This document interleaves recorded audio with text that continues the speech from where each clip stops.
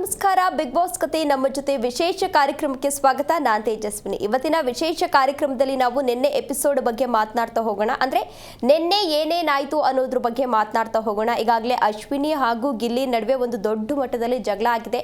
ಗಿಲ್ಲಿ ಅವರು ಕೂಡ ಏಕವಚನದಲ್ಲಿ ಪದ ಬಳಕೆಯನ್ನ ಮಾಡಿದ್ದಾರೆ. ಅದರ ಜೊತೆಗೆ ಅವರು ಚಾಲೆಂಜ್ ಕೂಡ ಮಾಡಿದ್ದಾರೆ. ನೀವು ಸಾಧ್ಯ ಆದ್ರೆ ಈ ವೀಕಲ್ಲಿ ಅಂದ್ರೆ ಈಗ ಏನು ಮನೆಯಿಂದ ಆಚೆ ಹೋಗೋಷ್ಟರಲ್ಲಿ ಒಂದು ಸಲ ನೀವು ಕ್ಯಾಪ್ಟನ್ ಆಗಿ ತೋರಿಸಿ ಅಂತ ಹೇಳಿ ಗಿಲ್ಲಿ ಅವರು ಕೂಡ ಚಾಲೆಂಜನ್ನು ಮಾಡಿದ್ದಾರೆ. ಜೊತೆಗೆ ನಾಮಿನೇಷನ್ ಪ್ರಕ್ರಿಯೆ ಅಂತ ಬಂದಾಗ ಅಶ್ವಿನಿ ಅವರ ಹಕ್ಕೇನಿತ್ತು ನಾಮಿನೇಷನ್ದು, ಅದನ್ನು ಗಿಲ್ಲಿ ಅವರು ಕೂಡ ಕಿತ್ಕೊಂಡಿದ್ದಾರೆ. ಈಗ ಸೋಷಿಯಲ್ ಮೀಡಿಯಾದಲ್ಲಿ ಸಾಕಷ್ಟು ವಿಚಾರಗಳು ಕೂಡ ಚರ್ಚೆ ಆಗ್ತಾ ಇದೆ.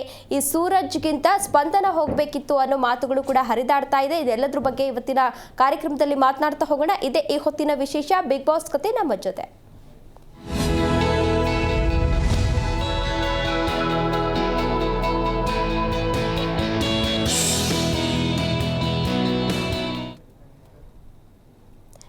ಇದ್ರ ಬಗ್ಗೆ ಮಾತನಾಡಲಿಕ್ಕೆ ನನ್ನ ಕೊಲೀಗ್ ಕಾರ್ಯಕ್ರಮದಲ್ಲಿ ಜಾಯ್ನ್ ಆಗಿದ್ದಾರೆ. ಅವ್ರನ್ನ ಬರ್ಮಾಡ್ಕೊಳ್ಳೋಣ. ಹಾಯ್ ರಾಮ್ ಸರ್, ಕಾರ್ಯಕ್ರಮಕ್ಕೆ ಸ್ವಾಗತ. ನಮಸ್ತೆ. ನೆನ್ನೆ ಎಪಿಸೋಡ್ ನೋಡಿದ್ರಿ ಅನ್ಸುತ್ತೆ. ಫುಲ್ ಫನ್ನಿ ಆಗಿ ಒಂದು ಕಡೆ ಫನ್ನಿ ಅಂತ ಅನ್ಸಿದ್ರು ಆ ಜಗಳ ಏನಿತ್ತು, ಗಿಲ್ಲಿ ಹಾಗೂ ಅಶ್ವಿನಿ ಅವರ ಜಗಳ ಏನಿತ್ತು, ಅದು ನಿಜವಾಗ್ಲೂ ಕೂಡ ಸಾಕಷ್ಟು ಚರ್ಚೆಗೆ ಗ್ರಾಸವಾಗ್ತಾ ಇದೆ. ಇದರಲ್ಲಿ ಯಾರ್ದು ಸರಿ ಯಾರ್ದು ತಪ್ಪು?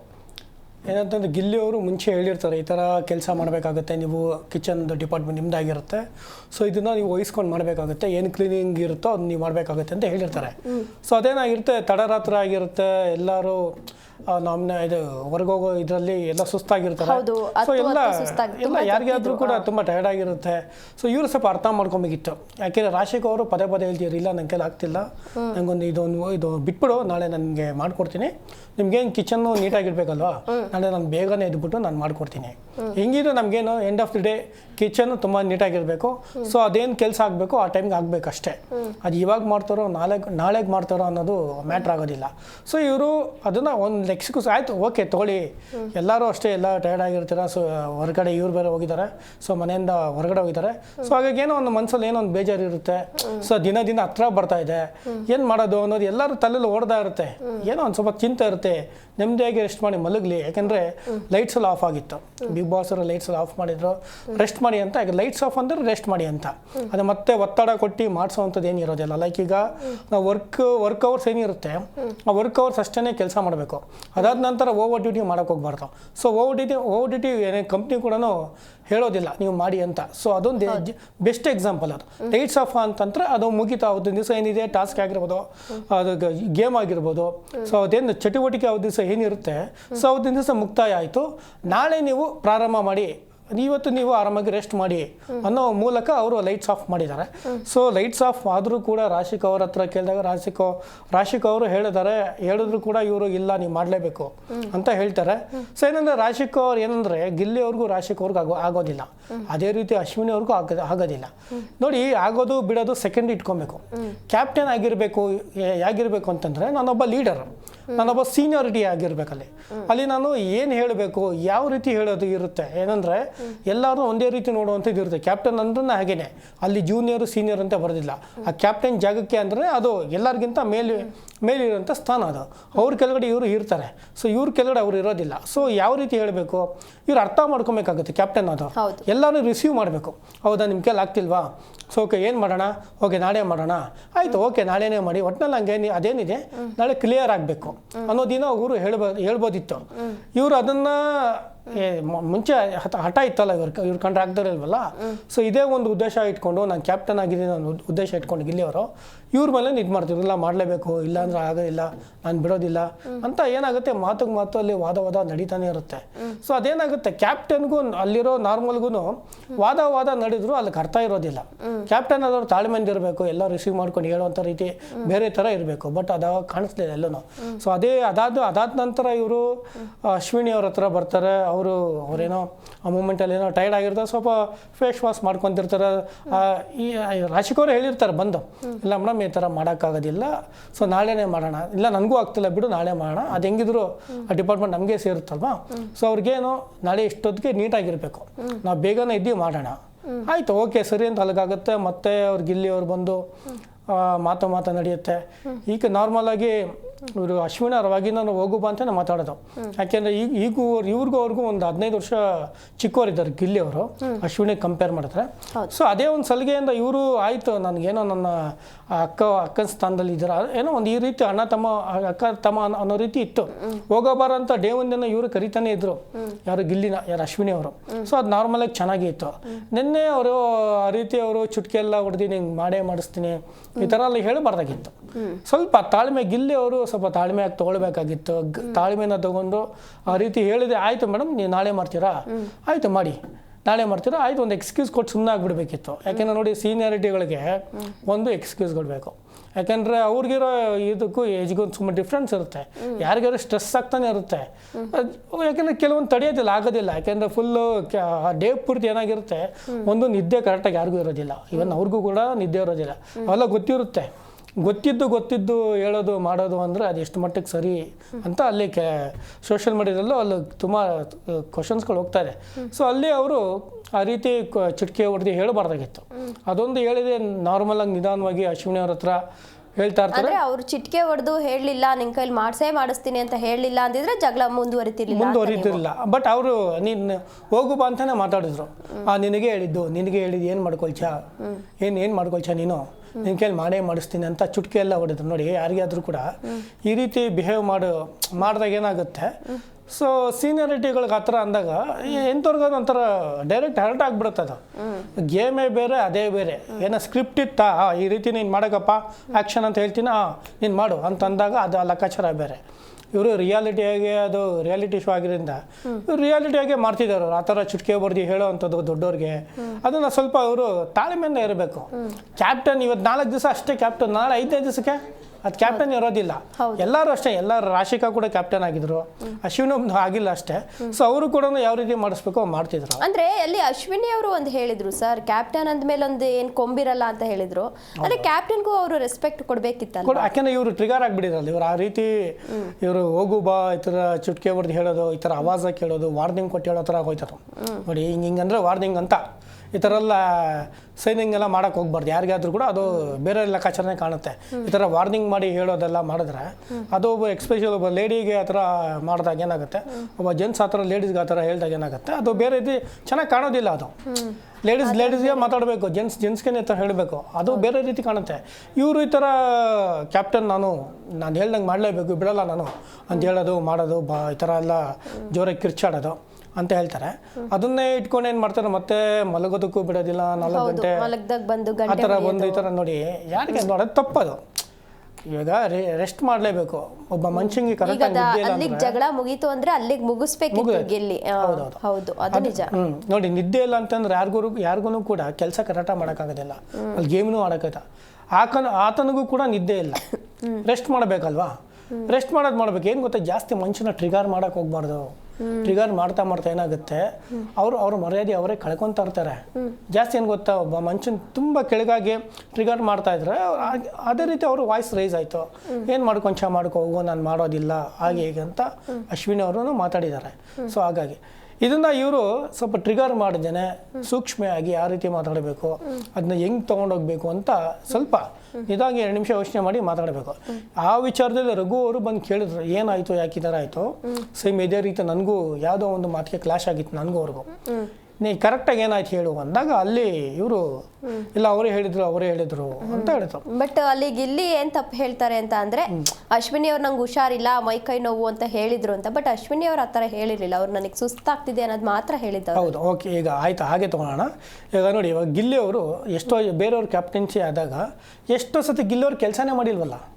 ಮನೆ ಕೆಲಸ ಅವರು ಎಲ್ಲರ ಹತ್ರ ಅನ್ಸ್ಕೊಂಡಿದ್ದಾರೆ. ಬಿಗ್ ಬಾಸ್ ಸೋಂಬೇರಿ ಅಂತಾನೆ ಏನೋ ಬಿಡ್ದು ಕೊಟ್ಬಿಟ್ಟಿದ್ರಲ್ಲ. ನಿಮ್ಮ ಯಾರಿಗೆ ಸೋಂಬೇರಿ ಅವ್ರ ಕೈ ಕೆಲಸ ಮಾಡಿಸ್ಬೇಕು ಅಂತ ಬಿಗ್ ಬಾಸ್ ಕೊಟ್ಬಿಟ್ಟಿದ್ರಲ್ಲ, ಅದಕ್ಕಿಂತ ಬೇಕಾ? ನೀವ್ ಎಲ್ಲಿ ಹೇಳ್ತಿದ್ದೀರಾ ಗಿಲ್ಲಿ ಅವರು ಕೆಲಸ ಮಾಡ್ತಿರ್ಲಿಲ್ಲ ಬೇರೆಯವರು ಕ್ಯಾಪ್ಟನ್ ಆಗಿದ್ದಾಗ ಅಂತ. ಬಟ್ ಕ್ಯಾಪ್ಟನ್ ಕೆಲಸನೇ ಅದಾಗಿರುತ್ತಲ್ಲ, ಯಾರು ಕೆಲಸ ಮಾಡಲ್ಲ ಅವ್ರ ಜೊತೆ ಮಾಡಿಸ್ಲೇಬೇಕಲ್ಲ. ಮಾಡಿಸಿ ಕ್ಯಾಪ್ಟನ್ ಆದವ್ರು ಏನ್ ಹೇಳ್ಬೇಕು, ಯಾವ ರೀತಿ ಹೇಳೋದು ಮಾಡೋದಿಲ್ಲ. ಅದೇ ಹೇಳಿದ್ ನಾನು ಬಿಗಿನಿಂಗ್ ಅಲ್ಲಿ, ಕ್ಯಾಪ್ಟನ್ ಎಲ್ಲಾರನ್ನೂ ಸಮವಾಗಿ ನೋಡಿ. ಸೊ ಕ್ಯಾಪ್ಟನ್ ಆದ್ರೂ ಫಸ್ಟ್ ತಾಳ್ಮೆ ಇರಬೇಕು. ನಾನು ಕ್ಯಾಪ್ಟನ್ ಅನ್ನೋದಲ್ಲ, ಕ್ಯಾಪ್ಟನ್ ನಾನು ಅಂದ್ಬಿಟ್ರೆ ಟೀಮೇ ಇರೋದಿಲ್ಲ. ಹೋಗಯ್ಯ ನೀನು ಕ್ಯಾಪ್ಟನ್ ತಾನೆ, ನಾವು ಯಾರು ಬರೋದಿಲ್ಲ ಹೋಗು ಅಂದ್ಬಿಡ್ತಾನೆ. ಒಬ್ಬ ಏನು ಮಾಡ್ತಾನೆ ಕ್ಯಾಪ್ಟನ್ ಇಟ್ಕೊಂಡು, ಟೀಮ್ ಇದ್ರೂ ಕ್ಯಾಪ್ಟನ್ ಆಗೋದು, ಟೀಮಿಂದಾನೇ ಕ್ಯಾಪ್ಟನ್ ಆಗೋದು. ಸೊ ಟೀಮೇ ಇಲ್ಲ ಅಂತಂದ್ರೆ ಯಾವ ಕ್ಯಾಪ್ಟನ್ ಇರೋದಿಲ್ಲ ಯಾವುದೇ ಗೇಮ್ ತಗೊಳ್ಳಿ. ಸೊ ನನ್ನ ಹತ್ರ ಒಂದು ಟೀಮ್ ಇದೆ ಅಂತಂದ್ರೆ ನಾನು ಹೇಳೋದು ಹೆಂಗಿರ್ಬೇಕು, ಅವ್ರು ಕೇಳೋ ರೀತಿ ಇರಬೇಕು. ನಾನು ಹೇಳೋದೇ ಕರೆಕ್ಟ್ ಆಗಿಲ್ಲ ಅಂತಂದ್ರೆ ಯಾರು ತಗೊಳ್ತಾರೆ ಹೇಳಿ? ಯಾರು ತಗೊಳಕ್ ಹೋಗೋದಿಲ್ಲ. ಆ ಕ್ಯಾಪ್ಟನ್ ಆಗ ಅವರು ಬಾಡಿ ಲ್ಯಾಂಗ್ವೇಜ್ ಆಗಿರ್ಬೋದು, ಮಾತುಕತೆಯಲ್ಲಿ ಆಗಿರ್ಬೋದು, ಪ್ರತಿಯೊಂದು ಅದು ಗಂಭೀರವಾಗಿ ಬರ್ಬೇಕದು. ನಾರ್ಮಲ್ ಆಗಿದ್ದಾಗೂ ಹಾಗೇನೆ, ಕ್ಯಾಪ್ಟನ್ ಆದಾಗೂ ನಾನು ಹಾಗೇನೆ ಇರೋದು ಅಂತಂದ್ರೆ ಸೊ ಅಲ್ಲಿ ಏನಾಗುತ್ತೆ, ಆ ಜಾಗಕ್ಕೆ ತೂಕನೇ ಇರೋದಿಲ್ಲ. ತೂಕವಾಗಿರ್ಬೇಕು ಅಂದ್ರೆ ಆ ಜಾಗಕ್ಕೆ ತಕ್ಕಂಗೆ ಇರಬೇಕು. ಮಾತುಕತೆ ತಾಳ್ಮೆ ಆಗಿರ್ಬೋದು, ಪ್ರತಿಯೊಂದು ಆ ಜಾಗಕ್ಕೆ ತಕ್ಕಂಗೆ ಇರಬೇಕು. ಬಟ್ ಅಲ್ಲಿಲ್ಲ, ಅದು ಇರಬೇಕದು. ನೀವು ಪ್ರತಿಯೊಂದು ತಾಳ್ಮೆಯಿಂದ ಹೇಳಿ. ಯಾರು ಕೇಳ್ತಾರೆ ನೋಡಿ, ಒಬ್ಬ ಮನುಷ್ಯನ ಹೆಂಗೆ ಬೇಕಾದ್ರೆ ನಾವು ತಾಳ್ಮೆಯಿಂದ 2 ನಿಮಿಷ ಮಾತಾಡಿದ್ರೆ ಏನು ಬೇಕಾದ್ರೆ ಆಯ್ತಪ್ಪ ನಿನಗೋಸ್ಕರ ಮಾಡ್ತೀನಿ ಬಿಡ ಅಂದ್ಬಿಡ್ತಾರೆ ಅಷ್ಟೇ. ಸೊ ಅದನ್ನ ಅವರು ಮಾಡಬೇಕಿತ್ತು. ಇವರು ನಾನು ಎಲ್ಲ ಟೈಮಲ್ಲೂ ಆರ್ಡರ್ ಮಾಡೋದು ವರ್ಕ್ ಆಗೋದಿಲ್ಲ. ನೀವು ಆರ್ಡರ್ ಮಾಡಿ, ಅವ್ರು ಏನಾದ್ರು ತಪ್ಪು ಮಾಡ್ತಾರಾ ಶಿಕ್ಷೆ ಕೊಡೋದು ಆರ್ಡರ್ ಮಾಡಿ. ಇಲ್ಲ ನೀವು ತಪ್ಪು ಮಾಡಿರೋ ಮೈಕೇನೋ ಹಾಕಿಲ್ಲ, ಶಿಕ್ಷೆ ಆಗಲೇಬೇಕು. ಇಲ್ಲ ನಾನು ಕ್ಯಾಪ್ಟನ್ ಹೇಳ್ತೇನೆ ನೀವು ಆಗಬೇಕು. ನೀವು ಕರೆಕ್ಟಾಗಿ ಅಲ್ಲಿ ನೀವು ಮೈಕ್ನ ಧರಿಸಿಲ್ಲ, ಬಿಗ್ ಬಾಸ್ ಹೇಳಿದ್ದಾರೆ, ಸೊ ನಿಮಗೆ ಆಗ್ಲೇ ಅದು ನೋಡಪ್ಪ, ಅದು ಸ್ಟ್ಯಾಂಡಾಗಿ ನಿಂತ್ಕೊಬೇಕು. ಅದನ್ನ ಬಿಟ್ಬಿಟ್ಟು ಈ ರೀತಿ ಆಯ್ತು ಅವ್ರಿಗೆ ಹೇಳಿದ್ರು, ಬೇರೆಯವ್ರಿಗೆಲ್ಲ ಅದೇ ರೀತಿ ಹೇಳ್ತಿದಾರ ಅವರು, ಅದೇ ಟೋನಲ್ಲಿ ಹೇಳ್ತಿದಾರ, ಅದೇ ವಾಯ್ಸ್ ರೈಸ್ ಮಾಡಿ ಹೇಳ್ತಿದಾರ. ಆಮೇಲೆ ಕಾವ್ಯ ಬೇರೆ ಹೇಳ್ತಾರೆ ಅಲ್ಲಿ ಮಾತಾಡ್ಬೇಕಾದ್ರೆ ಏನ್ ಹೇಳ್ತಾರೆ ಅಂತ ಅಂದ್ರೆ, ಅಶ್ವಿನಿ ಅವ್ರನ್ನ ಕೆಲಸ ಮಾಡ್ಬೇಕು, ಸೊ ಅದಕ್ಕೆ ನೀವು ಕೆಲಸ ಮಾಡಿ ಅಂತ ನೀವು ನನ್ನ ಜೊತೆ ಸ್ಪಂದನ ಹೇಳಿದ್ದು ಆತರ ಹೇಳ್ಬಾರ್ದಿತ್ತು ನೀನು ಅಂತ ಕಾವ್ಯ ಅವರು ಕೂಡ ಹೇಳ್ತಾರೆ. ನಿಜ, ಅದಲ್ಲಿ ಕರೆಕ್ಟ್ ಅಲ್ಲ, ಅವ್ರು ಹೇಳಿದ್ ಕರೆಕ್ಟೇನೆ. ಹಾಗಾದ್ರೆ ಅಶ್ವಿನಿ ಮೇಡಮ್ ನ ಕೆಲಸ ಮಾಡಕ್ಕೆ ನಮಗ್ ಕೆಲಸ ಅವ್ರ ಜೊತೆ ಮಾಡಿಸ್ಬೇಕು ಅಂತ ನಮಗ್ ಕೆಲಸ ನೋಡಿ. ಅವ್ರ ಹತ್ರ ಒಂದು ಕಾಂಪ್ರಮೈಸ್ ಹೇಳಿದ್ರಿಲ್ಲ, ಈ ಥರ ಹೋಗಿ ಮಾಡಿ ನೀವು ಇಲ್ಲ ಅಂದರೆ ನಿಮಗೆ ಮಾಡೋದಿಲ್ಲ ಅಂತ ಅವ್ರ ಹತ್ರ ನಾಜೂಕಾಗಿ ಬಂದು ಅವ್ರನ್ನ ಕಾಂಪ್ರಮೈಸ್ ಮಾಡಿ ಫ್ರೆಂಡ್ಲಿಯಾಗಿ ಹೇಳಿದ್ರು. ಅದೇ ಫ್ರೆಂಡ್ಲಿಯಾಗಿ ಇವ್ರ ಹತ್ರನೇ ಹೇಳ್ಬಿಟ್ಟಿದ್ರೆ ಇಷ್ಟೊಂದೆಲ್ಲ ಆಗ್ತಾ ಇರಲಿಲ್ಲ. ಅದು ಇಷ್ಟೊಂದೆಲ್ಲ ಅವರು ವಾಯ್ಸ್ನ ರೈಸ್ ಮಾಡ್ತಾ ಇರಲಿಲ್ಲ, ಇವರು ಕೂಡ ಮಾತು ಬೆಳೀತಾ ಇರಲಿಲ್ಲ. ಇವಾಗ ನೋಡಿ ಇವ್ರ ಹತ್ರ ಅಲ್ಲೇ ಗೊತ್ತಾಗೋದು, ಡಿಫ್ರೆನ್ಸ್ ಅಲ್ಲೇ ಗೊತ್ತಾಗ್ಬಿಡ್ತಲ್ಲ ನಮಗೆ. ಸೊ ಇವರು ಟಾರ್ಗೆಟ್ ಏನು ಮಾಡಿದ್ದಾರೆ, ಟಾರ್ಗೆಟ್ ಇಟ್ಕೊಂಡ್ಬಿಟ್ಟಿದ್ದಾರೆ. ಯಾಕೆಂದ್ರೆ ಇವರು ಸ್ಟ್ರಾಂಗ್ ಇದಾರಲ್ಲ, ಅಶ್ವಿನಿ ಅವರು ಸ್ಟ್ರಾಂಗ್ ಕಂಟೆಸ್ಟೆಂಟ್ ಅಲ್ಲಿ. ಸೊ ಅವ್ರನ್ನ ಹೆಂಗಾರು ಮಾಡಿ ಟ್ರಿಗರ್ ಮಾಡಿ ಮೆಂಟಲಿ ಟಾರ್ಚರ್ ಮಾಡಿ ಏನೋ ಹೊರಗಾಕ್ಬೇಕು ಅನ್ನೋ ಪ್ಲಾನ್ ಇದ್ರು ಇರ್ಬೋದು. ಸೊ ಈ ಥರ ಅಲ್ಲಲ್ಲ ನಾ ಹೇಳೋದು, ಯಾಕೆಂದ್ರೆ ಈಗ ಹತ್ರ ಬರ್ತಾ ಇದೆ, ಯಾರನ್ನ ಯಾವ ರೀತಿ ತೆಗಿಬೇಕು ಅನ್ನೋದನ್ನ ಎಲ್ಲ ಮೈಂಡ್ ಗೇಮ್ ಮಾಡ್ಬೇಕೀಗ. ನಾವಿದ್ದಂಗೆ ಅಲ್ಲಿ ಇರಕ್ಕಾಗಲ್ಲ, ಸ್ವಲ್ಪ ಡಬಲ್ ಗೇಮು ಆಡ್ಬೇಕಾಗುತ್ತೆ. ಯಾಕೆಂದ್ರೆ ಗೆಲ್ಬೇಕಲ್ವಾ. ಬಟ್ ಜನ ನೋಡ್ತಿರ್ತಾರೆ, ಹೌದು ಖಂಡಿತ ನೋಡ್ತಿರ್ತಾರೆ. ಏನಾಗುತ್ತೆ ಕೆಲವು ಸತಿ ನಾವು ಹಿಂಗೂ ಇರ್ಬೇಕಾಗುತ್ತೆ, ಯಾಕಂದ್ರೆ ಚೇಂಜ್ ಆಗಬೇಕಾಗುತ್ತೆ. ಸೊ ಅದನ್ನೇ ನೋಡಿ ಹೆಂಗೆ ಟ್ರಿಗರ್ ಮಾಡ್ತಾರೆ, ಟ್ರಿಗರ್ ಮಾಡಿ ಇವ್ರು ಏನಾದ್ರು ನೆಕ್ಸ್ಟ್ ವೀಕ್ ಹೋಗೋದಿಲ್ವಾ, ಈ ಥರನ್ನೆಲ್ಲ ಒಬ್ಬ ಏನು ಮಾಡ್ಬೇಕು, ಒಬ್ಬರನ್ನ ಹೊಡಿಬೇಕು ಅಂತ ಈ ರೀತಿನೂ ಹೊಡಿಬೇಕು ನಾನು ಅನ್ನೋ ಮೆಂಟಾಲಿಟಿನೂ ಇರುತ್ತೆ. ಸೊ ಆ ಥರನೂ ಇರ್ಬೋದಾ. ಇವಾಗ ನೋಡಿ ನಾಮಿನೇಷನಲ್ಲೂ ಅಷ್ಟೇ ಕೆಲವೊಂದೆಲ್ಲ ಕಿತ್ಕೊಂಡ್ರು, ಆ ರೀತಿ ಮಾಡಬಾರ್ದಾಗಿತ್ತು. ನೀವು ಕೊಡಿ, ಎಲ್ಲರಿಗೂ ಚಾನ್ಸ್ ಕೊಡ್ಬೇಕು ನೀವು. ಇವಾಗ ಅಂದ್ಬಿಟ್ಟು ಒಬ್ಬರ ಮೇಲೆ ಕೋಪ ಇದೆ, ಒಬ್ಬರ ಮೇಲೆ ದ್ವೇಷ ಇದೆ ಅಂದ್ಬಿಟ್ಟು ದ್ವೇಷ ಕ್ಯಾಪ್ಟನ್ ಇದ್ದಾಗ ಬೆಳೆಸ್ಬೇಡಿ.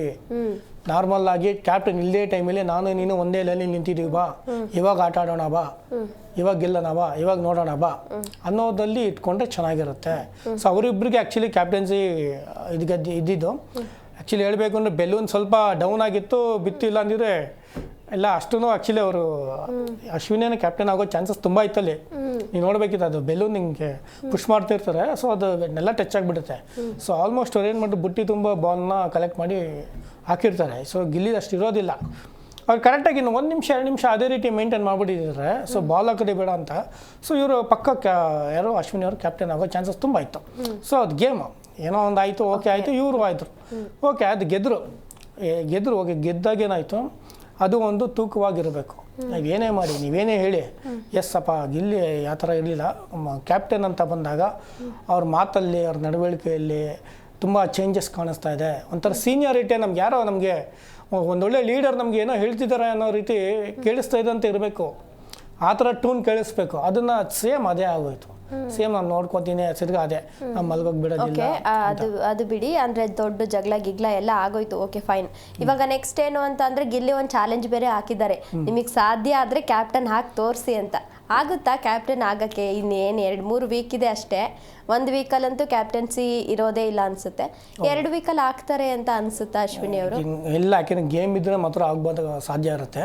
ನೋಡಕ್ಕಾಗಲಿ ಯಾವ ರೀತಿ ಟ್ವಿಸ್ಟ್ ಇರುತ್ತೆ, ಕೊಡ್ಬೋದು ಯಾಕೆಂದ್ರೆ ಇವ್ರು ಚಾಲೆಂಜ್ ಬೇರೆ ಬಟ್ ಆಗ್ಬೇಕು ಅಶ್ವಿನಿ ಅವರು ಕ್ಯಾಪ್ಟನ್ಸಿ ಅವ್ರು ಹೆಂಗ್ ಮಾಡ್ತಾರೆ ಅಂತ ನಾವು ನೋಡ್ಬೇಕು ಅಂತ ಕಾಯ್ತಾ ಇದೀವಿ. ಫ್ಯಾನ್ಸ್ ಕೂಡ ಕಾಯ್ತಿದ್ದಾರೆ ಅಶ್ವಿನಿ ಅವರು. ಇನ್ನೊಂದೇನು ನೋಡಿ, ಅವರು ಸ್ವಲ್ಪ ಕೆಲವೊಂದು ವಿಚಾರಗಳಲ್ಲಿ ಅವ್ರು ಗಂಭೀರವಾಗಿ ಮಾತಾಡೋದು, ಗಂಭೀರವಾಗಿ ಹೇಳೋದು ನೋಡಿ. ಯಾಕೆಂದ್ರೆ ಅವರು ಎಲ್ಲ ಟೈಮಲ್ಲೂ ಜಾಸ್ತಿ ಕಿರ್ಚಾಡಲ್ಲ.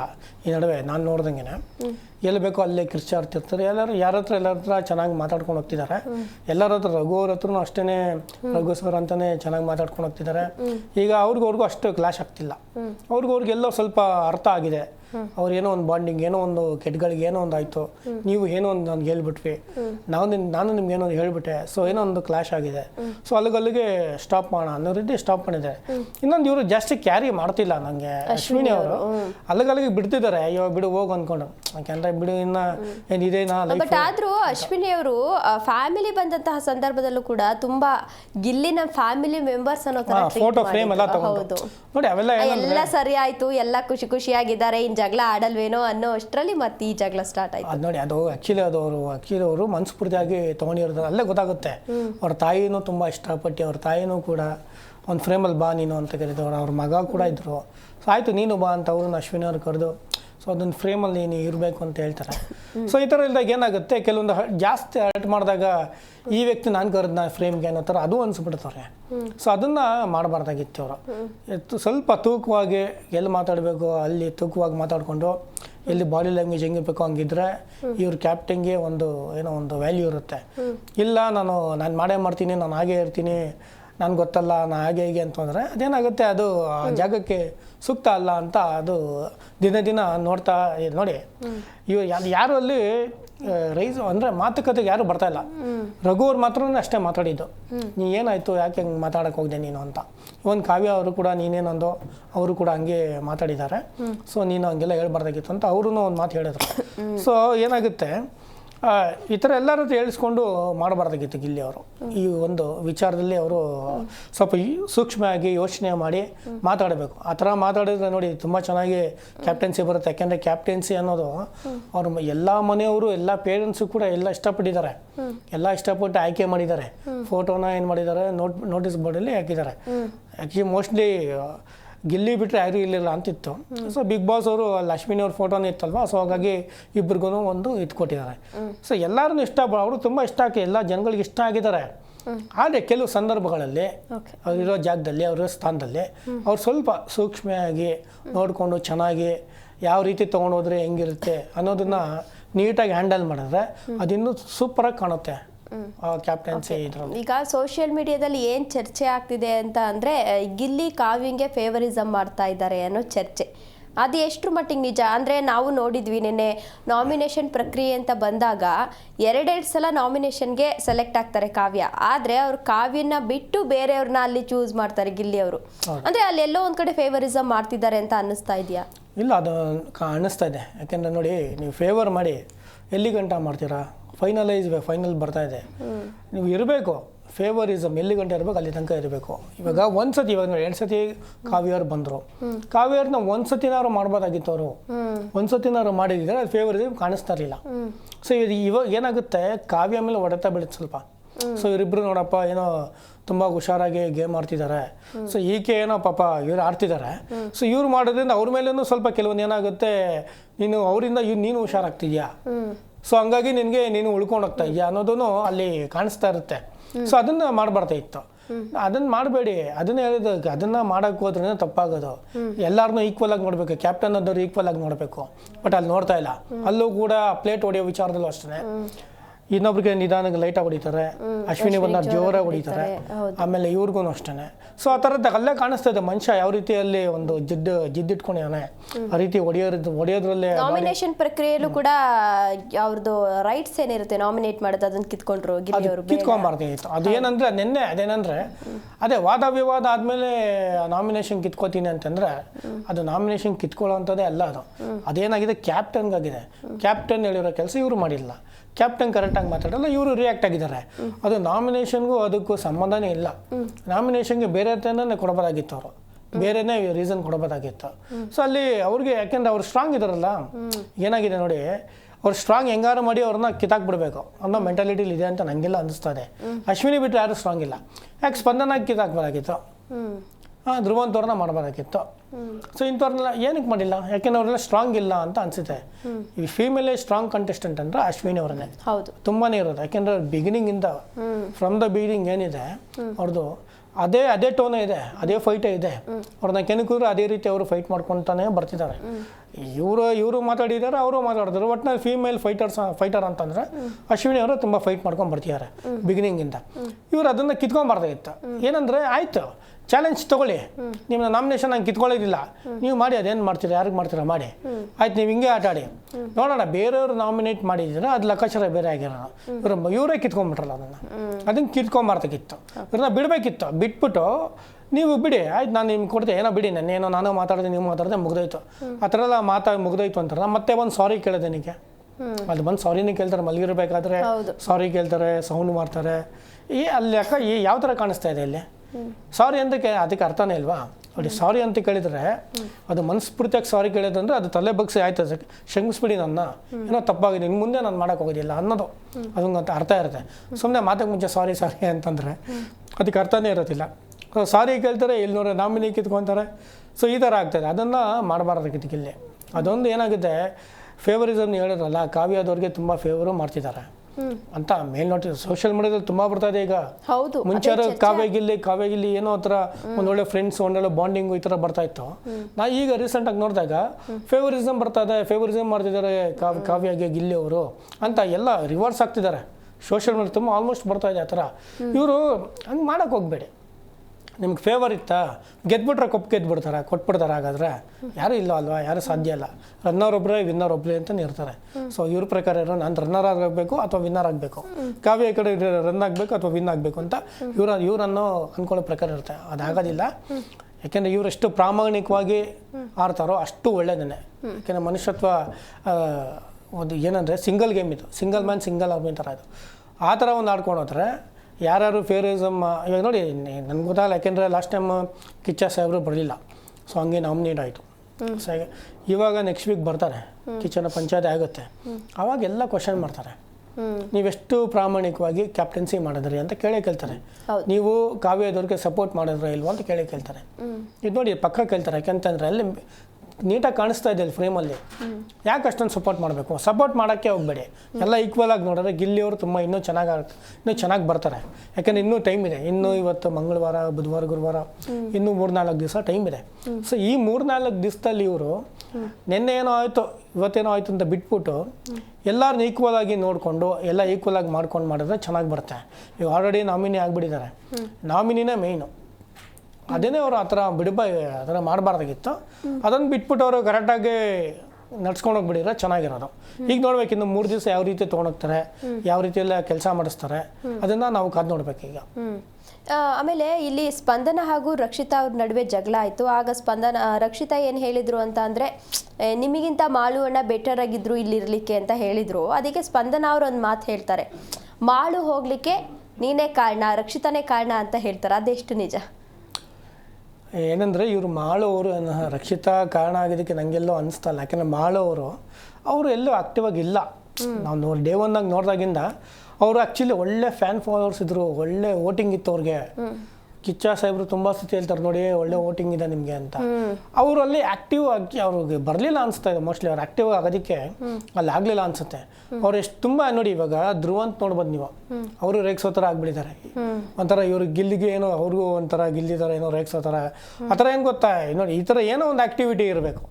ಈ ಥರ ರೇಗ್ಸೋ ಥರ ಆಕ್ಟಿವಿಟಿನೋ ಅಥವಾ ಎಲ್ಲರ ಹತ್ರ ನಿಂಗಲಾಗಿ ಮಾತಾಡೋ ಥರನೋ ಅಥವಾ ಅವ್ರ ಬಗ್ಗೆ ಇವ್ರಿಗೆ ಹೇಳೋದು, ಇವ್ರ ಬಗ್ಗೆ ಅವ್ರಿಗೆ ಹೇಳೋದು, ಈ ಥರ ಒಂದು ಏನೋ ಒಂದು ಆಕ್ಟಿವಿಟೀಸಲ್ಲಿ ಇರಬೇಕು. ಗೇಮ್ ಅಂತ ಬಂದಾಗ ಮಾತ್ರ ನಾನೇನೋ ಗೇಮಲ್ಲಿ ಕಾಣಿಸ್ಕೊತೀನಿ, ಗೇಮಲ್ಲಿ ವಿನ್ ಆಗ್ತೀನಿ, ರನ್ನರ್ ಆಗ್ತೀನಿ ಅಂತಂದ್ರೆ ಅದಾಗೋದಿಲ್ಲ. ಬಟ್ ಸ್ಪಂದನಕ್ಕಿಂತ ಸೂರಜ್ ಬೆಟರ್ ಆಗಿದ್ರು. ಸೂರಜ್ ಬೆಟರ್ ಆಗಿ ಎಲ್ಲರೂ ಅದೇ ಒಪಿನಿಯನ್ ಹೇಳ್ತಾ ಇರೋದು, ಸೂರಜ್ ಡಿಸರ್ವ್ ಆಗಿದ್ರು ಮನೇಲಿ ಇರಕ್ಕೆ ಸ್ಪಂದನಗಿಂತ ಅಂತ. ಹೌದೌದು, ನಿಜ. ಸೂರಜ್ ಅವರು ತುಂಬಾ ಡಿಸರ್ವ್ ಆಗೇ ಇದ್ರು. ಇವನ್ ಸೂರಜ್ ಕೂಡ ಕೆಲವೊಂದ್ ಕಡೆ ಆಕ್ಟಿವ್ ಆಗಿ ಅವರು ಕಾಣಿಸ್ಕೊಂಡಿಲ್ಲ. ಇವಾಗ ನೋಡಿ, ಸ್ಪಂದನ್ ಅವರು ಅವಾಗವಾಗ ಕಾಣಿಸ್ಕೊಂತಾ ಇರ್ತಾರೆ, ಗಿಲ್ಲಿ ಜೊತೆ ಏನೋ ರೇಗ್ಸೋದು, ಏನೋ ಹೇಳೋದು, ಈ ಥರದ್ದೆಲ್ಲ ಏನಾಗುತ್ತೆ ಏನಂದ್ರೆ ಫನ್ ಆಕ್ಟಿವಿಟೀಸ್ ಇರಬೇಕು. ಮಾಡಬೇಕು, ಮಾತಾಡೋದಾಗಿರ್ಬೋದು. ಗೇಮ್ ಕೊಟ್ಟಾಗ ಮಾತ್ರ ಫೋನ್ ಆಕ್ಟಿವ್ ನೋಡೋದಲ್ಲ. ಅದು ಗೇಮ್ ಕೊಡದೆ ಹೋದ್ರು ಅವ್ರ ಹತ್ರ ಏನೋ ತೀಟೆ ಮಾಡೋದು, ಏನೋ ರೇಗ್ಸೋದು, ಏನೋ ಕಾಲು ಎಳಿಯೋದು, ಈ ಥರದ್ದೆಲ್ಲ ಇದೇ ಆಕ್ಟಿವಿಟೀಸ್ ಅಂತ ಹೇಳೋದು ಅವ್ರಿಗೆ. ಈ ಥರ ಎಲ್ಲ ಇದ್ರೇ ನಾವು ಒಂದು ಓವರ್ ಆಲ್ ಪ್ಯಾಕೇಜ್ ನೋಡೋಕ್ಕಾಗುತ್ತೆ ಬಿಗ್ ಬಾಸಲ್ಲಿ. ಬರೀ ಆ ಮೂಮೆಂಟ್ ಬಂದಾಗ ಮಾತ್ರನೇ ನಾವಲ್ಲಿ ಗೇಮ್ ಅಂತ ಬಂದಾಗೆ ನೋಡೋದು, ಕಾಲು ಎಳಿಯೋದು ಹಂಗೆಲ್ಲ ಮಾಡಿದ್ರೆ ಆಗೋದಿಲ್ಲ.